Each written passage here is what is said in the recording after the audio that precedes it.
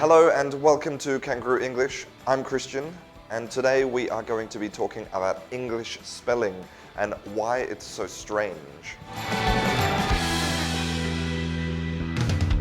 I'd like to start by reading something to you. I went and I saw a 2-hour film tonight that should have taught me the definition of England.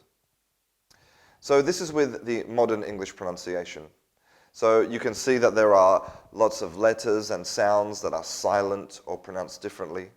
Well, now let me read the same sentence but with a Middle English pronunciation.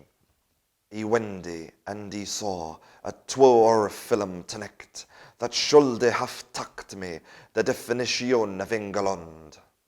So, as you saw from my example, the spelling of words reflects the Middle English pronunciation from 400 years ago. So the pronunciation has changed, but the spelling hasn't. Like, for example, in the word daughter, the G and the H, which is now silent, used to be pronounced either dachter or dafter, instead of the modern pronunciation we have today of daughter. Also, the L used to be pronounced in words like should and could, walk and talk. Shoulde, talk, walk. I'm not a Middle English pronunciation expert, but something like this. Between 1350 and 1700, something very strange happened in English. Originally, English vowels were much more like vowels in other continental languages, but then they started to change. Nobody really knows why. Also, during this time, England hired a lot of French scribes to write all their texts, and the French scribes would change the spelling of words to match their native language. So because of them, for example, we have the QU in words like queen and quick instead of the original English CW. Some other words were changed because they were very difficult to read. With medieval script, it has lots of downstrokes like this. So it was difficult to tell the difference between an M and an N, or between an O and a U. So these letters were substituted in some words, like sun and come, were originally spelled with U's, like their pronunciation. Before the printing press was invented, English spelling was very casual. For example, the word where could be spelled where, where, where, where, where, etc. And even famous authors would spell the same word differently in the same sentence. Shakespeare had up to 80 different recorded spellings of his name. This all began to change when William Caxton brought the printing press to England in 1476. Incredibly, he'd been living in Belgium for more than 20 years, so his knowledge of English spelling was dubious, and all of his printing assistants were Flemish-speaking Belgians. But within 50 years, Caxton's books were everywhere, and printing presses were appearing all over Europe. During this time, the most popular books were all of the different editions of the Bible, and these were all printed outside of England by people who spoke little or no English. And so they would change the spelling of words to match their native language.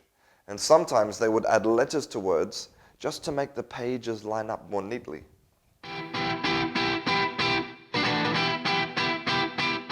Then things got even worse in the 16th century when the scholars tried to improve English by linking English words back to their original Latin and Greek roots. But unfortunately, they made a lot of mistakes. For example, they thought the word debt was related to the Latin debitum, so they put in the silent B, but they're not related. They thought that the word island was related to the Latin insula, so they put in the S, but they're not related. And they thought the word ache was related to the Greek achos, so they put in the silent H, but they're not related. Another unique feature of English is that when we take words from other languages, we don't change the spelling. And this gives us letter combinations that would normally never exist in English. Like from Russia, we have the word Tsar. CZ would never normally exist in English. And from Scandinavia, we have a fjord with an F and a J together, which is not normal in English either. So maybe we should change the spelling of English to make it more phonetic, like other languages. Well, People have been trying for centuries. The first proposal to reform spelling was Directa et emendata linguae Angliae scriptioni in 1568. That failed. Then in 1848, a very desperate proposal was written called A Plea for Phonetic Spelling. This also failed. In 1906, the Simplified Spelling Board, or the SSB, was founded in America, which had a yearly budget of $300,000, which at the time was a huge amount of money. After its first year, it created a list of just 300 words that it wanted to reform. And later that year, the list was rejected by Congress. And by the 1920s, the SSB had disappeared completely. English is the only one of the top 10 major languages without a regulatory body with the power to make changes. People have been trying to make changes to English spelling for centuries, and there's been consistently strong opposition. So the English people have spoken, and we don't want spelling reform. Perhaps the most enlightened approach is to go back to the original way English was before the printing press and have more casual spelling. Does it matter if we spell hello with one L or two? Well, hopefully now you understand why English spelling is so strange. If you enjoyed this video and you would like to see more classes about grammar, vocabulary, pronunciation, etc., then don't forget to subscribe. See you in class.